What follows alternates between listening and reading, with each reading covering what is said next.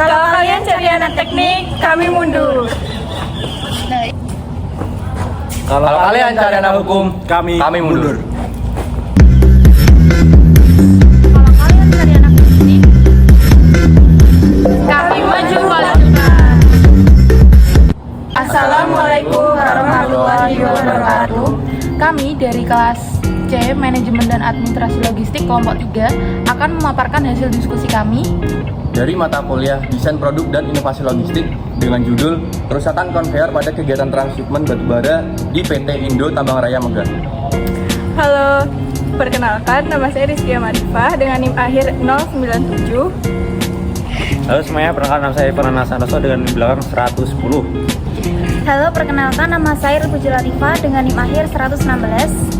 Halo, perkenalkan nama saya Putri Fadila Ardiansyah dengan NIM akhir 125. Halo, perkenalkan nama saya Bagas Aditya Pradana dengan NIM belakang 132. Kelompok 3 mengusung judul Kerusakan Konveyor pada Kegiatan Transshipment Batubara di PT Indo Tambang Raya Megah. Deskripsi konveyor.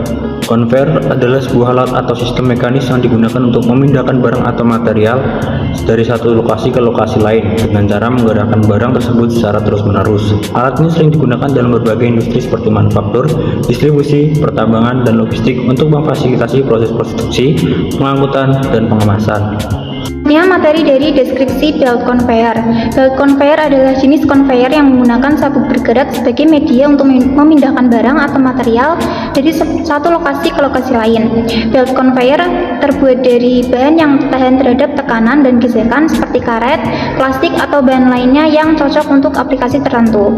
Sabuk ini dipasang pada roller atau palai dan digerakkan oleh motor penggerak untuk menggerakkan material secara terus-menerus. Komponen-komponen utama dari belt conveyor yang pertama ada sabuk conveyor, merupakan bagian utama yang membawa barang dari satu titik ke titik lain.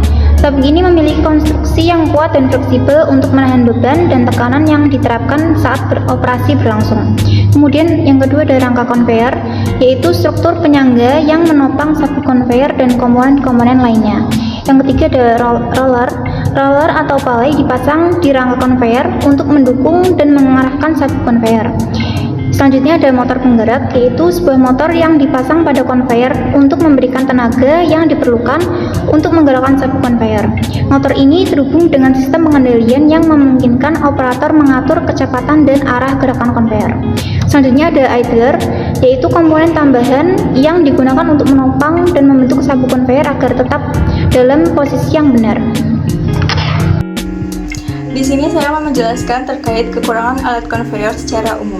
Kekurangan alat conveyor secara umum yang pertama, biaya awal atau investasi awal yang tinggi. Kedua, risiko kerusakan yang tinggi. Ketiga, kebutuhan pemeliharaan yang rutin. Keempat, terbatasnya fleksibilitas. Yang kelima, memerlukan energi dalam pengoperasiannya. Dan yang terakhir, sulit dalam mengatasi rintangan dan perubahan kondisi lingkungan.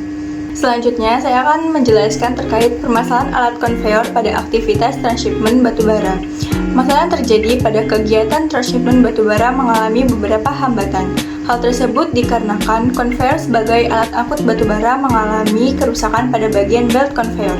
Kerusakan pada bagian belt conveyor itu terjadi karena yang pertama, belt conveyor, rangka atau frame conveyor dan conveyor tidak bergerak lurus dan mulus saat membawa beban atau material. Yang kedua, belt conveyor rusak dikarenakan terjadinya keausan pada bagian atas dan bawah belt conveyor. Hal itu mengakibatkan terganggunya kinerja conveyor itu sendiri dan mengakibatkan conveyor tidak dapat bekerja secara maksimal. Baik, selanjutnya kekurangan alat conveyor saat transshipment batubara. Berdasarkan informasi dari jurnal, terdapat beberapa permasalahan dan kekurangan yang dapat diidentifikasi dengan kerusakan conveyor pada kegiatan transshipment batubara di PT Indo Tambang Raya Megah.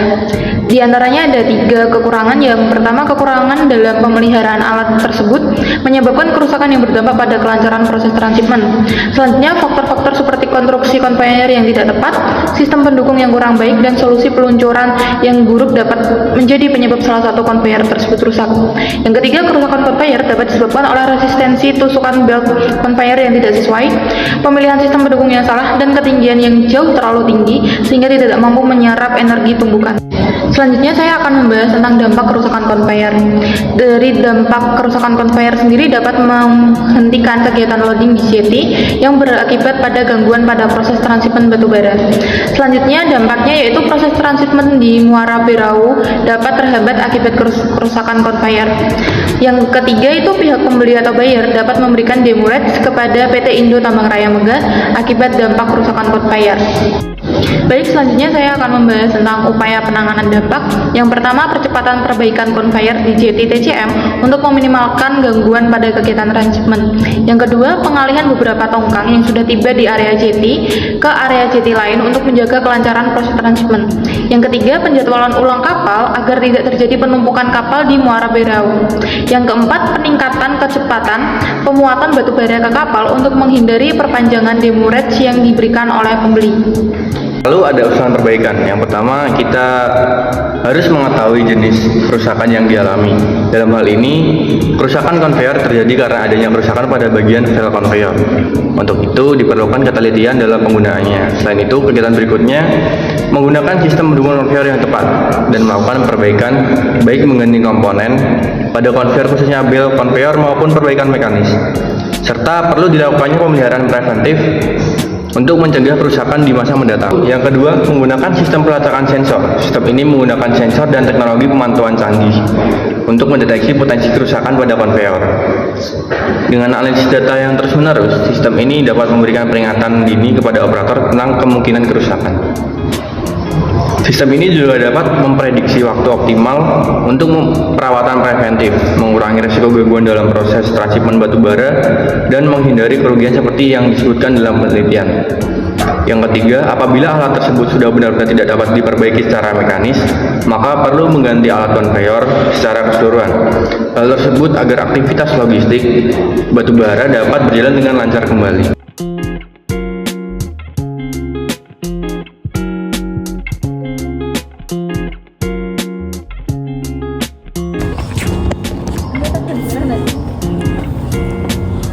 Jadi, kalau kalian ingin lebih tahu tentang dunia logistik, jangan lupa buat gabung ke Prodi Manajemen dan Administrasi Logistik di Universitas Diponegoro. Sekian dari kami. Apabila ada salah kata, Kami Mohon maaf. wassalamualaikum warahmatullahi wabarakatuh.